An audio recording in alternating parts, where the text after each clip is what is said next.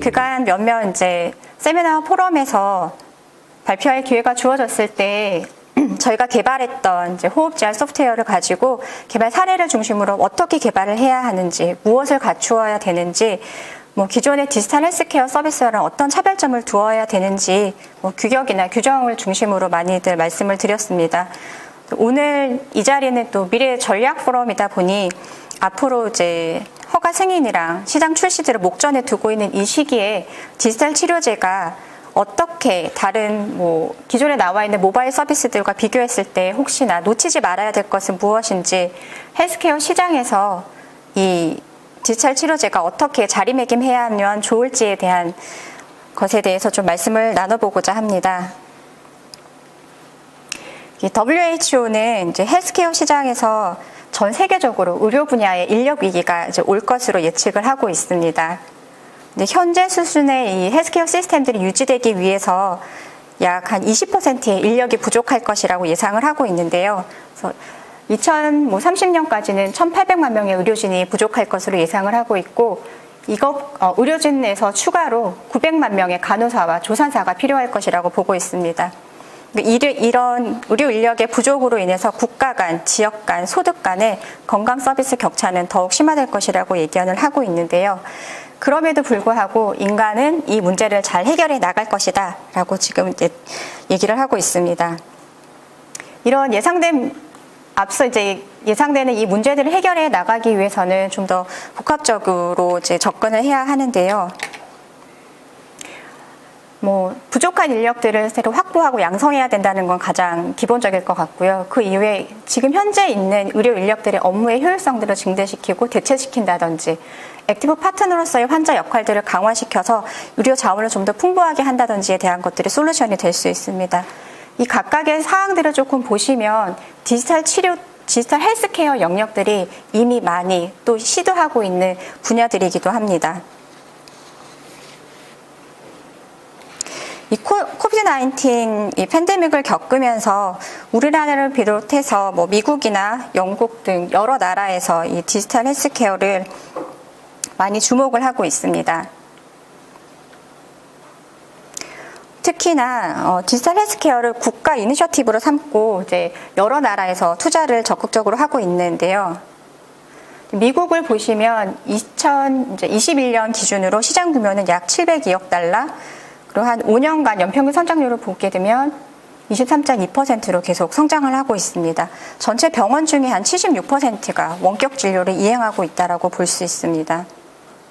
그 다음에 또 큰 시장 중에 하나인 중국을 보면은, 중국은 이제 2021년에 이제 14차에 이르는 5개년 계획을 다시 했는데요. 디지털 헬스의 활성화를 위한 이제 계획들을 발표를 했습니다. 미국보다는 조금 부족하기는 하지만 시장 규모는 이제 151억 달러, 연평균 성장률은 굉장히 가파릅니다. 46.4%로 적극적으로 투자를 하고 있고, 핑안그룹이나 알리헬스, 텐센트 등의 이제 큰 기업들이 이제 원격 의료로 진출을 하고 있는 추세입니다. 이 외에도 일본 또한 이제 고령화가 되면서 이 인적 자원들의 효율화 측면에서 굉장히 많이 집중을 하고 있는데요. 디지털 헬스케어 그리고 원격 의료에 적극적으로 투자를 하고 있습니다.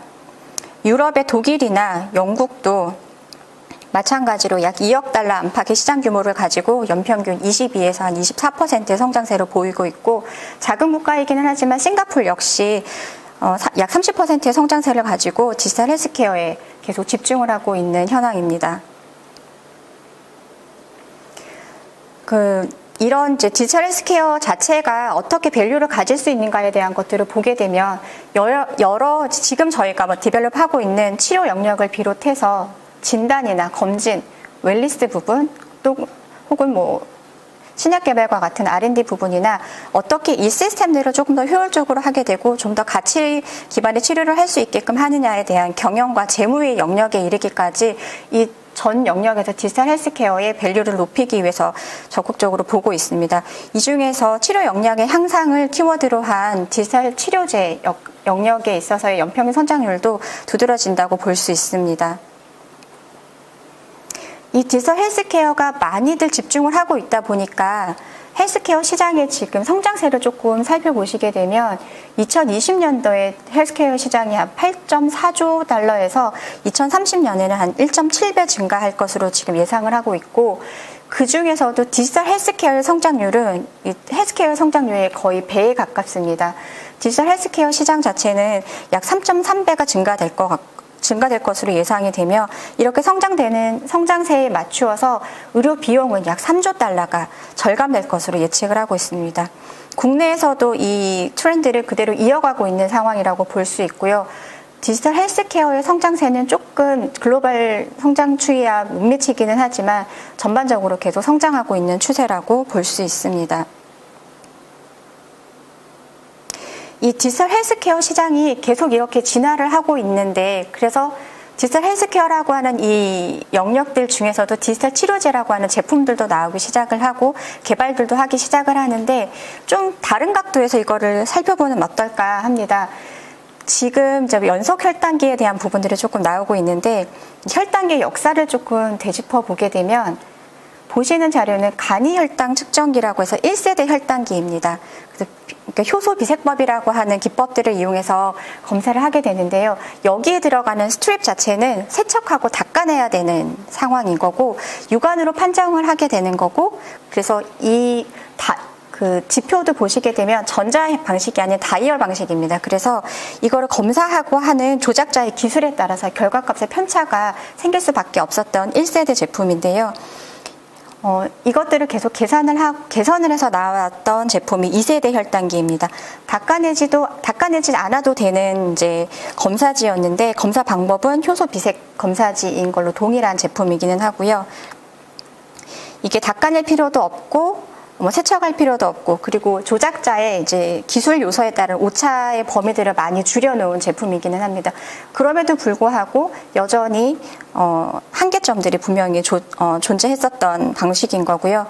그 다음에 3세대 제품들이 나오기 시작을 했는데, 지금 현재 저희가 사용하고 있는 혈당기와 가장 비슷하다고 보시면 됩니다. 이제 화학 반응에서 발생하는 전류들을 파악하는 효소 전극법을 이용을 한 건데요. 이런 방식들을 이용해서 지금 이제 혈당기들이 많이 보급이 되어 있는 상황입니다.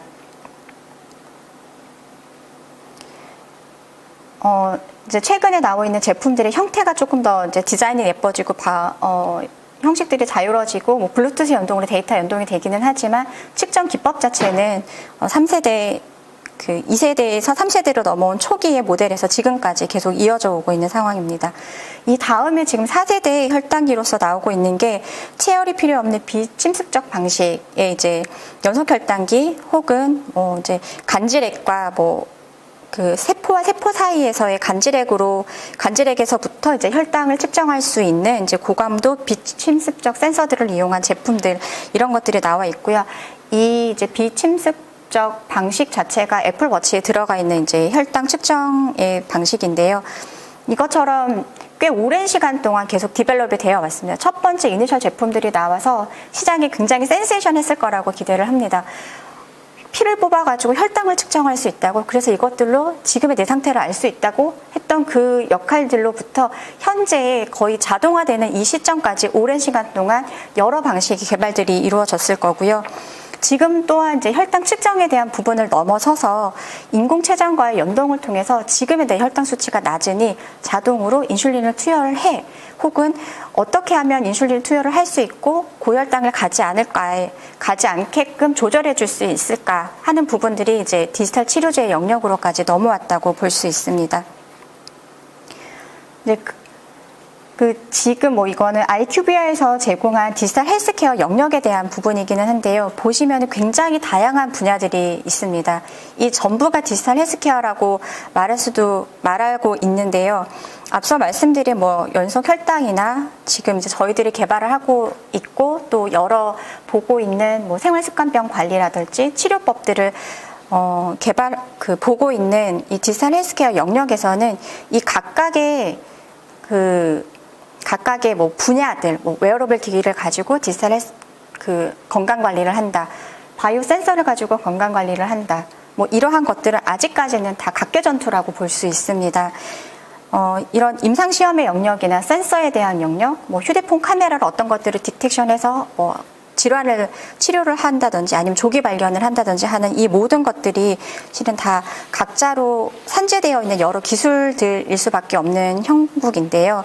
이것들이 이제 하나로 통합되고 심리스하게 연결이 돼서 사용자에게 새로운 경험을 선사하게 되는 것들이 극강의 디지털 헬스케어가 추구해야 되는 영역이 아닐까 합니다.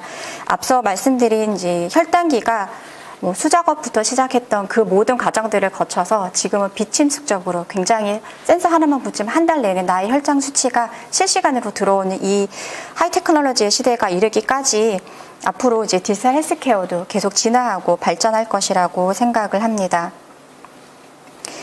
이 디지털 헬스케어 영역은 기존에 있는 의료기기와는 조금은 다르다고 볼 수 있습니다. 엔드 유저 자체가 전문가가 아니라 일반인입니다. 일반 사용자. 이제 내 옆에 계신 부모님 혹은 내 옆에 있는 친구, 내가 어느 때 아플 때 사용할 수도 있는 것입니다. 이런 일반 소비자들은 이런 디지털 기기 혹은 이런 의료기기, 하이테크놀로지 의료기기가 익숙치 않을 수도 있습니다. 그런데 디지털 치료기기의 제품들은 효과를 보기 위해서는 환자가 적극적으로 사용을 해 주어야 합니다. 물론 여기에 서비스가 가지고 하는 푸시나 여러 계속 지속 사용의 동기들을 제공하는 트리거 요인들을 계속 설계는 하겠지만 그럼에도 불구하고 환자들은 계속 이것들을 사용할 동기 요인들을 적어도 8주에서 12주 정도 계속 가지고 가야만 하는 부분입니다. 지금 보시는 모델은 볼터 스쿨베리에서 제시한 환자 파트너십 성숙도 모델인데요. 이 초기의 교육 단계에서부터 서포트하는 것, 엔게이지, 액티비티, 코칭, 그리고 마지막 단계 파트너에 이르기까지 각 단계별로 어떠한 테크놀로지들을 이용을 하고 고객들과 어떻게 소통을 한지에 대한 것들이 나와 있는데 이 마지막 파트너 단계에서 가게 되면은 환자의 경험을 분석하는 단계에 이르게 됩니다. 이 단계에 이르게 되면은 고객의 라이프 사이클 전체에 있어서의 이것들을 실시간으로 개인화해서 진료를 보거나 환자들의 건강 관리를 할 수 있게끔 되게 됩니다. 이때 환자의 경험을 분석한다라는 것들은 디지털 치료제 분야에서 저희가 보고 있는 것들은 리얼월드 데이터들을 수집을 하고 이것들을 분석해서 새로운 가치들을 만들어내고 개인화시켜서 더 고도화된 알고리즘으로 환자들에게 세밀화된 개인화 치료법들을 제공할 수 있게 되는 것입니다. 이렇기 때문에 이 단계에 이르게 되면은 이제 환자는 더 이상 내가 치료해줘야 되는 무엇이 아니라 나와 같이 질환이라고 하는 이 문제를 같이 해결을 해나가야 되는 파트너가 되는 것입니다. 이 디지털 치료 생태계에 있어서는 환자와 의료진 간에 새로운 경험의 장들이 열려지지 않을까 생각을 합니다. 환자는 이제 사이언티픽하고 클리니컬한 엑스퍼트로서 이것들을 의료진은 환자에게 이런 경험들을 가지고 환자에게 제공을 하고 환자는 이것들을 받아들여서 내 몸 상태에서 수집되어 있는 데이터, 내 일상생활에 있었던 이전에는 활용할 수 없었던 이런 예전에는 의료진에게 리포팅 될 수 없었던 이런 경험적 지식들을 제공을 해주게 되고 이것들을 통해서 끊임없이 양방향 소통을 하게 될 것이라고 생각합니다. 이것들은 지금의 수준은 아직까지는 반자동화 수준이라고 보지만 곧 양방향의 자동화 소스를 가미한 그런 소통이 될 것이라고 생각을 하고 있습니다. 그렇기 때문에 단발성 작용, 약물처럼 한 번 먹고 끝나서 효과를 보는 것이 아니라 끊임없이 소통하고 계속 상호작용을 해야 되는 상황입니다. 그래서 가장 디지털 치료제 영역에서 가장 중요하다고 볼 수 있는 것들은 엔드 유저들의 경험치를 어떻게 잘 귀 기울이고 이 사람들의 경험 가치들을 어떻게 끌어내느냐에 대한 부분이라고 볼 수 있습니다. 디지털 치료제의 개발 과정인데 이 과정 하나하나씩만 가지고도 실은 말씀을 드릴 만큼 굉장히 복잡다단하고 많은 절차들이 있고 챙겨야 될 것들이 무지 많은 상황이기는 합니다. 그럼에도 불구하고 이 제품들이 시장에 나와서 판매되기 시작을 하고 데이터들을 수집하게 되는 그 시점이 오게 되면은 사용자들의 니즈들을 저희가 잘 체크를 해야 합니다. 늘 사용자들이랑 함께 해야 되고 그들을 주의 깊게 세심하게 볼 수 있어야 되며 이 서비스 자체가 환자들에게, 고객들에게 믿음을 줄 수 있어야 된다고 생각합니다. 지금 보시는 이 키워드는 악사에서 제공하는 고객을 어떻게 우리가 바라볼 것인가에 대한 가치인데요. 디지털 치료제도 별반 다르지 않다라고 생각합니다.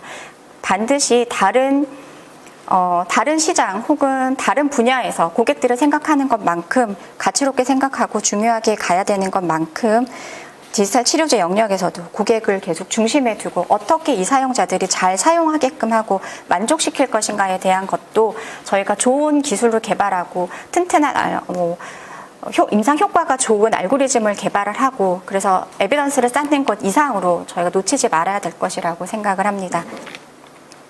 네, 오늘 발표는 여기까지 준비했습니다. 감사합니다.